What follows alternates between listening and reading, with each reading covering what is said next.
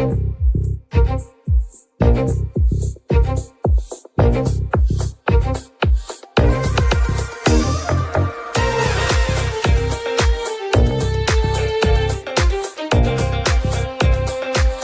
to Super Entrepreneurs Podcast. Today we have with us Jason Forrest. How are you, Jason? I'm doing great. Glad to be on the show. I'm so happy and grateful that you took the time to come on the show. And we always like to kind of start with allowing our guests to introduce themselves in their own words. So stage is yours. Yeah, so real simple. I've been the owner of FPG now for over 10 years. I had one main purpose when I started the company, Forrest Performance Group, and that was to be the first sales training company that could actually change behavior. I was in corporate America training before I went off on my own, and I just felt that a lot of the consulting training companies out there, it didn't practice what they preached. It wasn't real. It didn't have the capability to change behavior, and so I wanted to fix that. And then since then, Warrior Selling is listed as number 2 in the world by Global Gurus, and Leadership Sales Coaching is listed as number 1 in the world by Global Gurus for sales management training. And then 2 years ago, we decided to disrupt the recruiting industry by combining a recruiting company, a training company, and a assessment company in one. So we'll go find the fearless sales warrior for you or sales manager, use assessments to make sure they're better than half your existing team, and then put them through our training program. And then guarantee their success. So it's completely disrupted the recruiting industry. Wow, that's really unique. Because you're basically finding the talent. Yeah, very unique. Yeah, finding the talent, giving them the armor. You're setting them all up, and put them into a company, and just it's going to succeed. Well, and it's everything, as you can imagine, because I've seen companies that have the most amazing idea, the most amazing philosophies, but if they don't have sales to be the advocates for that philosophy, then they don't succeed, right? So, and if a company hires the wrong salesperson, it could really destroy their year, if not at least 6 months of their forecast for 2022. So, so hiring the right person, onboarding them successfully, giving them processes and language and structure to be accountable. That's everything, So when you go into a company, do you find that they're, in general, like when you go into a company, do you find a good number of sales reps, for example, that don't have the behavior that you're looking for? Well, I do believe everyone can be trained. I do believe that, because again, I'm a teacher first. That's my mindset. Yeah. So I do believe everyone is capable, and I do believe that people are doing the best they can with the resources they have. So most people haven't gone through, a formal training program that teaches them a sales process, that teaches them a mindset, that teaches them the language, the communication they need in order to be an advocate or representation of their company brand. And so, so I believe everyone is capable, but the question is, does everyone have the desire to be a sales warrior? And that's what we really teach is how to be a warrior. How do you go from, I call it the levels of a warrior. So at the bottom level, you have a follower. Think of so many salespeople that they really just don't add any value at all. And they're just kind of there. Again, they're very afraid. They're kind of a follower. And then right above that, you have a helper. And that's the majority of salespeople out there is, again, their positive intention is great. They truly want to help people, but they don't understand. They don't understand that most customers are not going to ask for a salesperson's help. So they can't actually help anyone because they're passively trying to help, and they're waiting for permission to help. And then all of a sudden you go above the line, I call them a leader.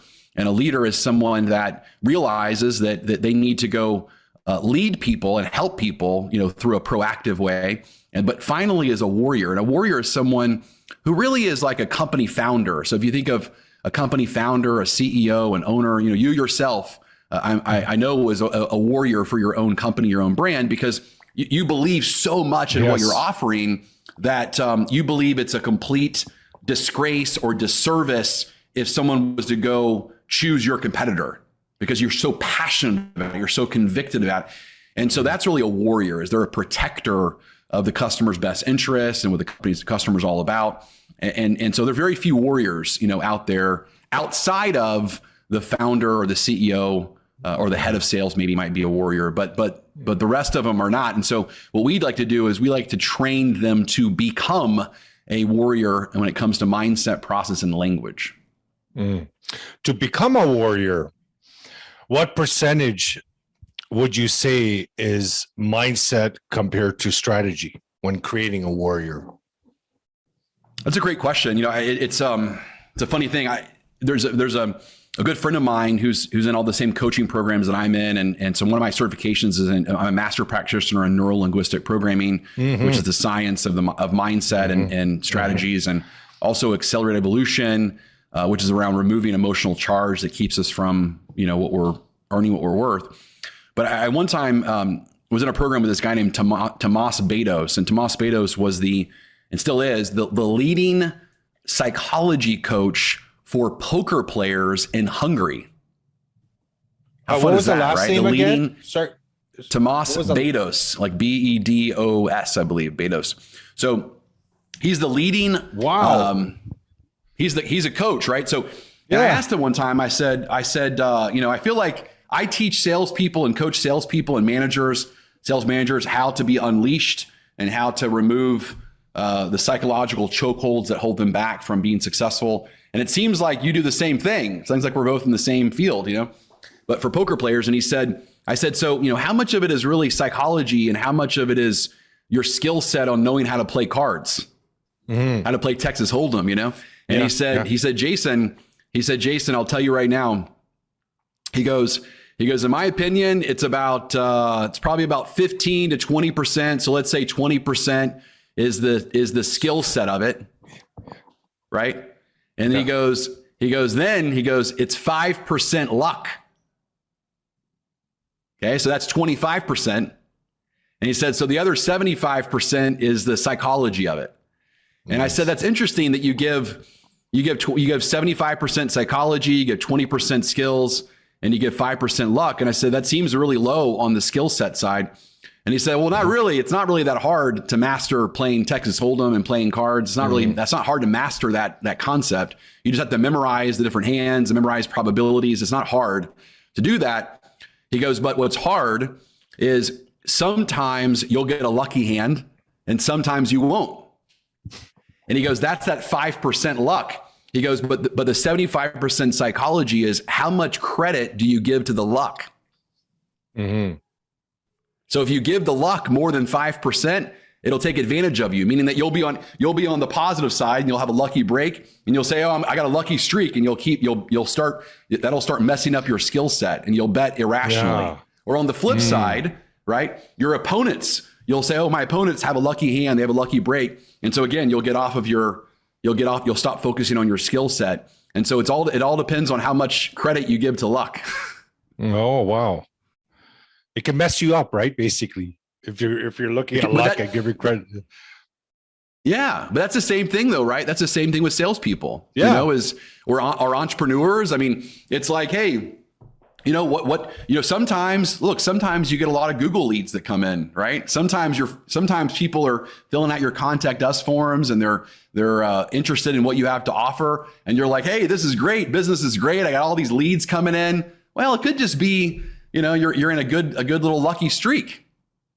And so if you do that, then you take your mind, you stop focusing on your skill set. You stop focusing on your messaging, your conversion rate. You stop focusing on your process. You get sloppy on things because you think you're lucky, but you're not.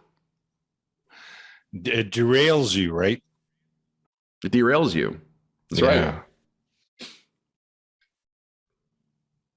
I believe it was Emerson. What was it? He's saying that, he said, if it's not luck, it goes by the law, right? The law of cause and effect, and how we do things and what we're putting out there is what we receive.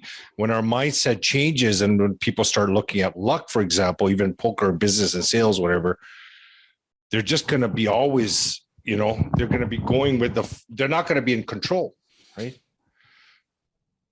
That's exactly right. Right. So it's all about how much credit you give to that. So going back to that, right, I think there's 3 elements that a sales warrior has to always dial in: mindset, process language. So the mindset is, again, stuff like how much meaning you give to luck, how much meaning you give to the coronavirus out there. I remember in March of 2020, I wrote a book called How to Sell Through the Coronavirus.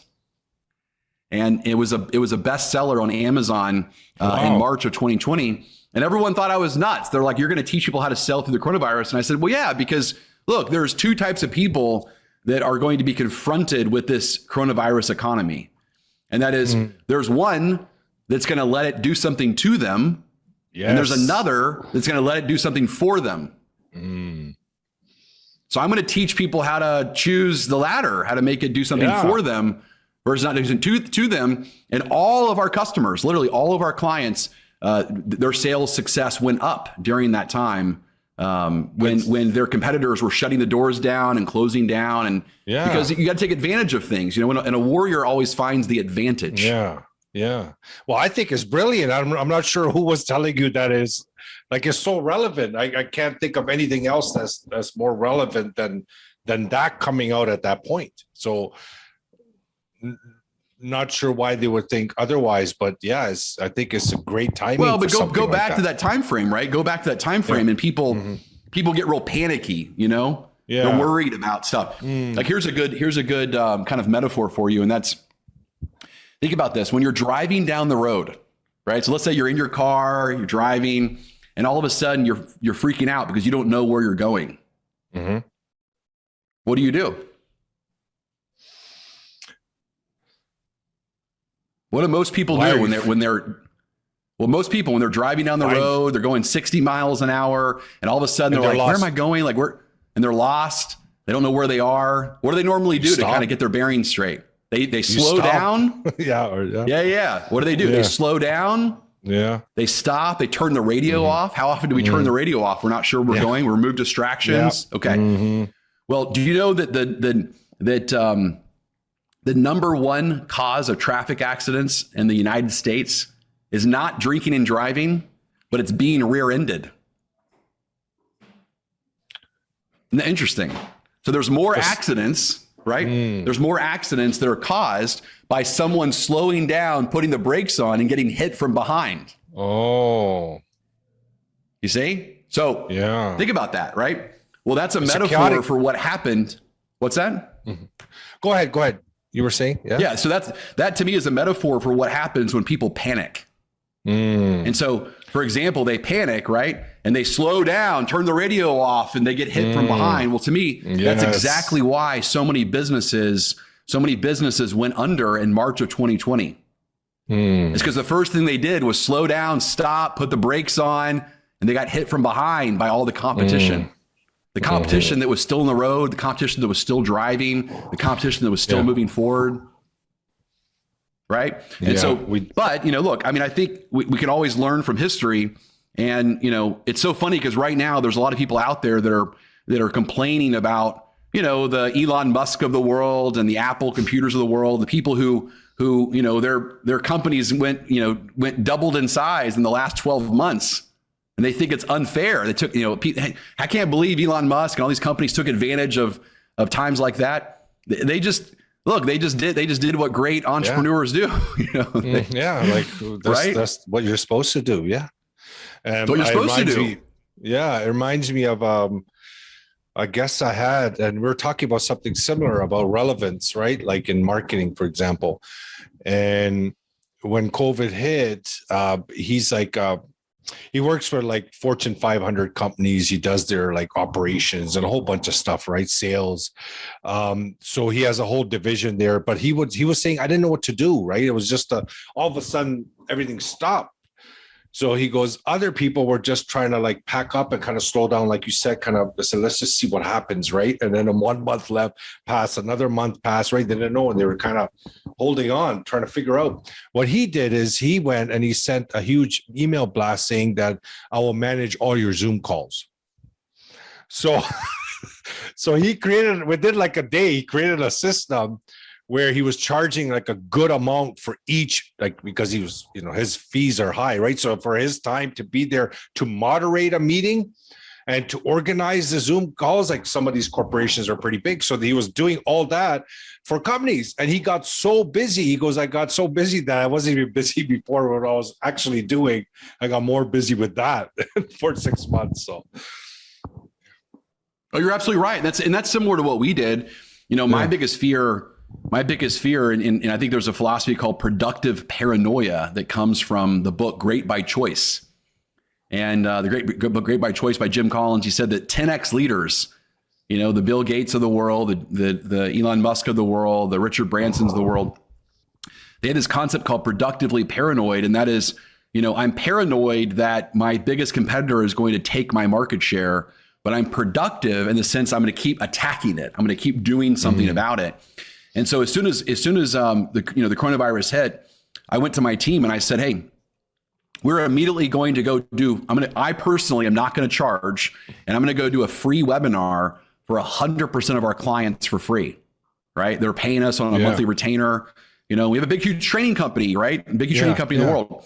And so I immediately just did it hours and hours and hours for the next couple of weeks. And I said, what the message we want to give our clients is that we're here for them and that we're going to push them through the situation. And that's huge, right? Well, during that time, not a single one of them canceled us.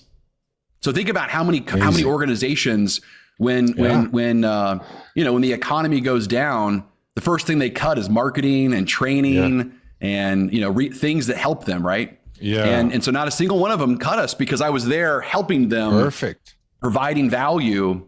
And that's exactly what we need to do. The biggest thing that I want to communicate today is a warrior always runs towards the burning building. Lots of challenges. Right? Think of a first responder. Think of 9/11. It's the heroes, the warriors are the ones that run towards the collapsing building when everyone else is running away. And so if you want to really stand out, in your marketplace, you need to be the one that runs towards the burning building when all your competitors are running away. So true. So true. And that sometimes these kind of skills come naturally for some entrepreneurs. And some, actually get mentored, for example, right? So consciously, unconsciously. But if you're not finding that opportunity, then you don't know what's going to happen out on the outside again, right? And conditions and circumstances can change at all times, at any time, for any business. That's exactly right. Yeah, it changes anytime, right? So that's right. So the entrepreneur needs to always be, always be ready to again run towards the things that other people avoid. I remember my dad when I was younger, he would always say, look, no one likes most people, the general population, the gen pop, they don't like the uncertain times, the uncertain economic times. Most people don't like that. But he said, remember, Jason, most people aren't rich. Yes. Right? It's the minority that's the rich. Well, the minority says, you know what? I'm going to run towards the times of uncertainty. I'm going to run towards the things that other people avoid. And so he said, look at the stats.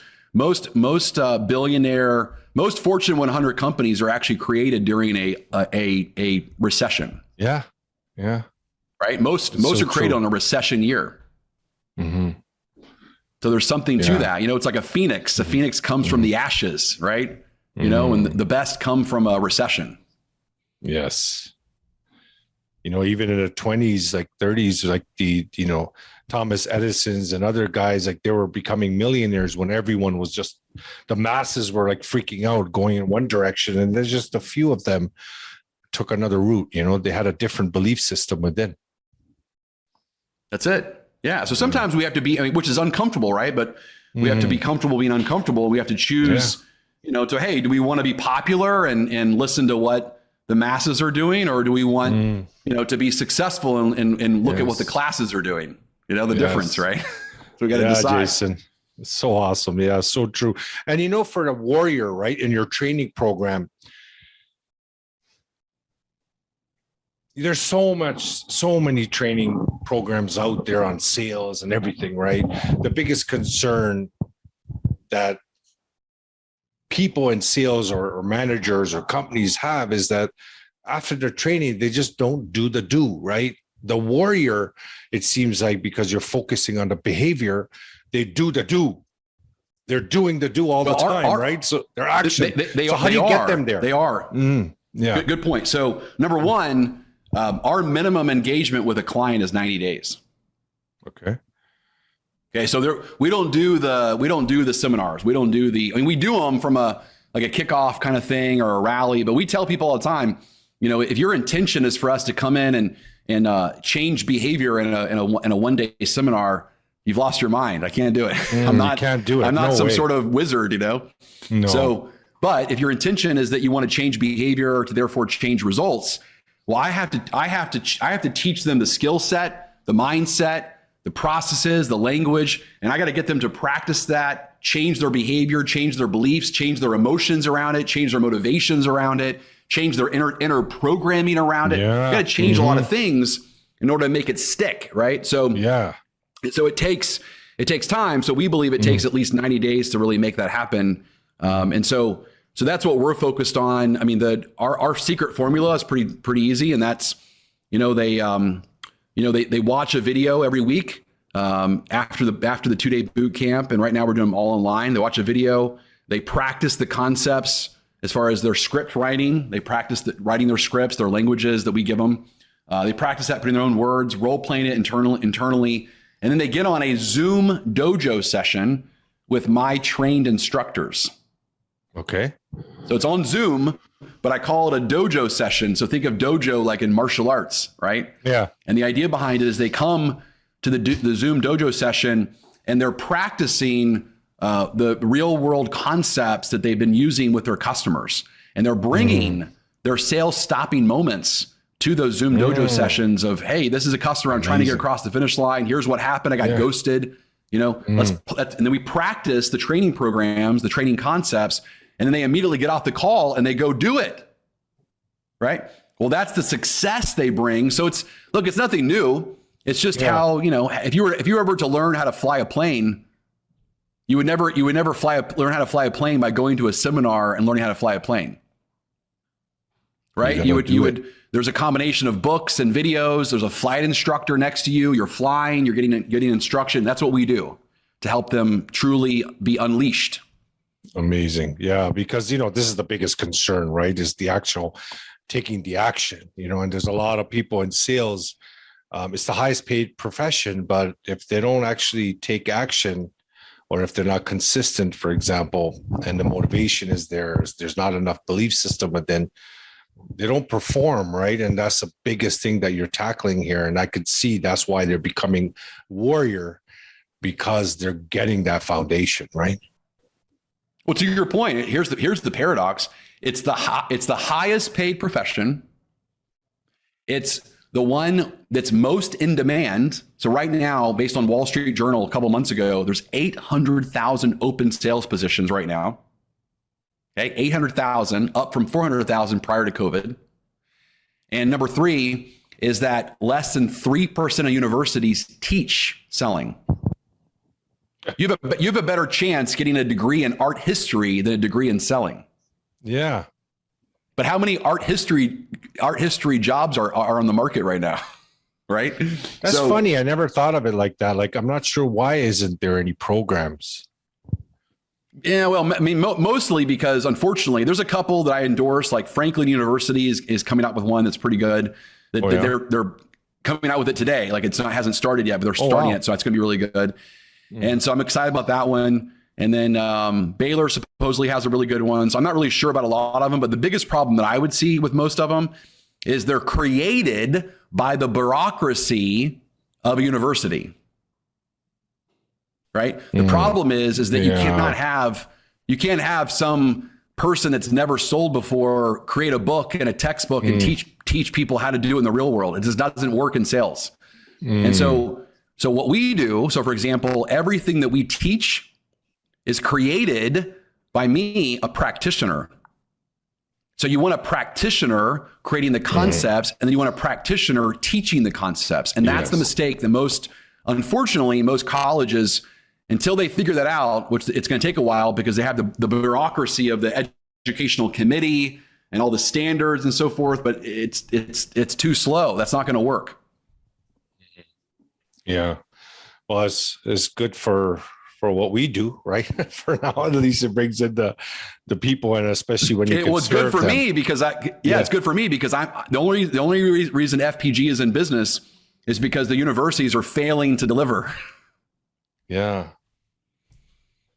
So if they did what they're supposed to do, which is provide education for the biggest in-demand jobs, that's the whole purpose of college and education, right? Is provide the resources, education for what the companies are looking for out of there in corporate America. If they did that, then I would be out of a job. So I'm glad they're not. I'm glad they're failing. Yeah, well, there's so many entrepreneurs that would suffer, right, if the educational system shifted. Because it's foundationally, I have respect for education, right? Obviously, a great place to learn how to find information, but real business skills and this kind of stuff, they're the internal work. They're not like touching upon any of that, and it's just creating, follow the masses type of a society, right? Unfortunately, that's it. That's exactly it. So for do you have any kind of like your top go-to strategy or recommendation you can give a listener right now listening that, hey, he's not feeling it, he's kind of feeling down, mindset is weak, kind of anything that you can give him, like one type of suggestion to say, hey, you know what? Yeah, this is what you should do for your mindset. It'll help you. Yeah. Well, first off, I definitely would encourage everyone to buy my book on Amazon. So it's called The Mindset of a Sales Warrior. It'll be in the show notes. So get it on Amazon, please. You could also get it on Audible. And the nice thing about Audible is that I read it to you. And then my wife and chief learning officer and president of the company, Mary Marshall Forrest, she and I discuss every strategy after the strategy is read in kind of like a podcast style. So the Audible version, there's actually more depth. There's more depth in it than the physical version. But the point of the story is that the entire book is filled with strategies on how to remove your limiting self-image beliefs, your stories that you tell yourself, your reluctances, and your rules. So, for example, a self-image is, how do I identify with myself? Do I identify as a salesperson, or do I identify, as more of a consultant or an account manager or an employee, right? And then, so we got to work on the identity. Then we got to work on stories. Stories are everything outside of us, like the coronavirus or the economy, or my company's not giving me enough leads to be successful. And then a reluctance is a fear. So I have a fear of stage fright, a fear of coming across too pushy. I have a fear of asking for referrals. I have a fear of selling to my friends and family. I have a fear of asking for money, blah, blah, blah, right? Those are all fears. Yeah. And then last is a rule. And a rule is anything that gets in the way of me engaging, right? So stepping forward, and so the rule might be, you know what, I'm not going to follow up until the customer, I don't hear from the customer for 5 days. That's a rule. And people have that stuff, right? If you actually ask salespeople, hey, so tell me how long you need to hear. Tell me how long you need to be until the customer ghosts you. So the customer doesn't respond to you. How many minutes, days, hours needs to pass until you feel confident that you should follow up with them? Everyone's got a different criteria. Yeah. Right. So those are rules. So what we do is I get rid of those. And one of the best advices I can give you right now is start to question them. So if you can question, that's one of the techniques I teach in the book, very simple technique. But if you can question your limiting beliefs, your leashes, I call them leashes, if you can question them, you can start to dissolve them. So everyone write this down.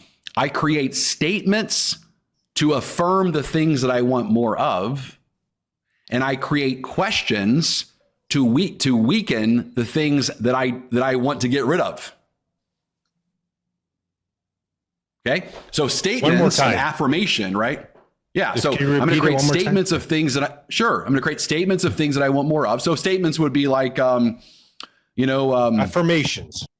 An affirmation, so I am, a sales warrior.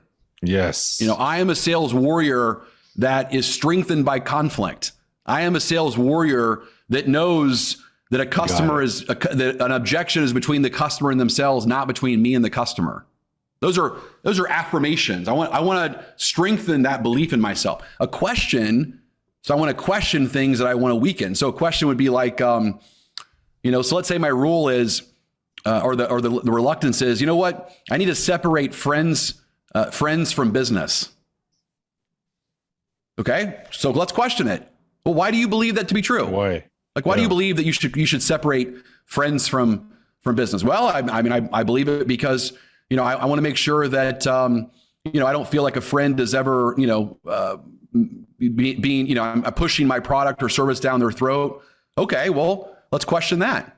Do you believe your product or service can truly help them? Well, yeah, I believe that. What would happen if your biggest competitor, what happened if your biggest competitor sold to your friend? Do you think your biggest competitor is better than you are at providing value to your friend and helping them solve their problem? Well, no, of course not. So what would happen if they got their business? Well, I'd feel horrible about it. I feel like my friend is going to be mistreated. Yeah. Okay. So who do you feel like is better for your friend, you or them? Well, I feel like I'm better. Then what stops you from telling your friend that you're better than your competition? Nothing. Yeah, exactly. Okay. Yeah. See how I'm questioning it. And questioning actually, you can end up dissolving correct, whatever that thought pattern was, right? And it's so important, especially in personal development and stuff. Like you're always supposed to question yourself, right? You're always questioning yourself. That's the key. That's the key. So you question things that you want to get rid of, and you create statements of affirmation of things that you want more of. And we always like to ask our guests what their superpower is, inner superpower is that got them to this point in their life. Very simple. I'm a great copycatter. Awesome. That's it. That's my simple answer. And everyone thinks I'm nuts when I say that. But I'll tell you this right now is that I think one of the biggest mistakes of the human race is people make it way too hard on themselves to be successful. So for example, I always tell people one of the things I do every year is I find the area that I suck at the most. It might be consulting, it might be speaking, it might be selling, it might be coaching, it might be parenting, it might be raising my dogs, it might be being a husband, it might be being a father, it might be being a boss, whatever it is, it might be customer service, whatever it is. Find the area you suck at the most. And the reason why I say that is because no one ever does any work when they go, hey, what's an area I can improve on in 2022? Who's going to do work on that? Yeah. Right. But be a warrior. A warrior is going to look the area and look in the mirror and say, hey, what do I suck at? Well, I suck at this. I suck at being a husband, whatever it is. All right. Yeah. Well, then who's someone that that's a great husband? Yeah. Okay. Go take him out for a steak dinner and say, hey, look, I feel like I suck at being a husband. I feel like you're a great husband. I feel like it seems like your wife really likes you a lot. Can you give me some pointers? Tell me exactly what to do. And then write that stuff down and then do it. Yeah. Yeah. And if you don't find it in your environment, then you hire a mentor, you hire a coach, right? You hire a consultant, you hire a coach, you read a book, whatever. But the point is, it's too easy. It's too easy to be successful in America. It's too easy to be successful in the world. All you got to do is find the area you suck at the most and go find the person that's doing it better than you and then learn from them. That's all you got to do. And I'm really good at that. But I'll tell you, most people, they don't want to do it. And the reason why, the biggest excuse they give me, the leash they give me is they say, Jason, it feels very inauthentic to do that. Because you're just copycatting someone else. You're copycatting someone else. It's not you. Learning. Yeah. But we're always learning from each other. We're all connected. That's exactly right. So then I tell them this. You want to hear something cool? Is that the original Latin and Greek word authentic. Okay, so the original meaning of authenticity actually comes from the root of ever changing, growing, evolving. So when people say the statement sometimes is your authentic self is your best self, that does not mean your authentic self is your fixed self in time. Your authentic self is the version of you that's better than the version of you yesterday. And authentic self is, like you said, like a self-image. It could be programmed in your environment, your neighbors, all that accumulation created who you are as that authentic person anyways. And every self-image exists in every human being, right? It's just kind of tweaking it. But it's your growing self. So like, the version of me today, after I've learned some things, I've watched some TED Talks, I've had a conversation with you, I've been mentored, I've paid attention to things, I've studied, I've asked questions. I'm more authentic today after doing that than I was yesterday. Here. Yes. Because I'm learning, I'm constantly growing. Yes. That's awesome, Jason. I can relate to a lot of things. The last thing I'll say on that, thank you. The last thing I'll say on that is it's so funny because people go, well, gosh, but if I feel like if I copycat someone else, then maybe people won't like this new version of me. And I go, look, let me make it real clear. If you go copycat, some amazing husband, and you go do the 10 things for your wife that amazing husband does for his wife, whatever those things are, emotionally, physically, sexually, whatever those things are that make him an amazing husband, I promise you, your wife's not going to say, hey, I don't know who you are. You're not my husband. I don't want you anymore. I'm going to throw you away. Yeah. Your wife's not going to say that. Your wife's going to say, this is great. Keep it up. I like this new version of you, In every angle. That's one, like in sales and business, and the way you dress, everything, right? Like, it's it's awesome. Well, you know what, Jason, so dumb, has been, people. Yeah. So dumb. But you know what? Sometimes the obvious is not too obvious, right? And this kind of information content being shared online to audience and to listeners is just really about bringing awareness, right? And the more awareness we bring into the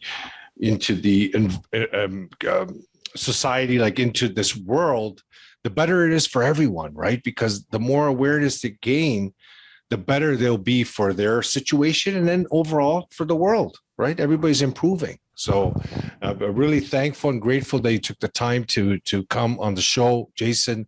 And I'm very much happy to hear of all the things that you're doing and the system that you have created to provide a way for companies, individuals to increase their effectiveness and increase their way to perform better in their job, to provide more for their families and everyone else involved, right? Like I said, everyone's connected. So the more you do, the better the world becomes. And I appreciate what you do and who you are.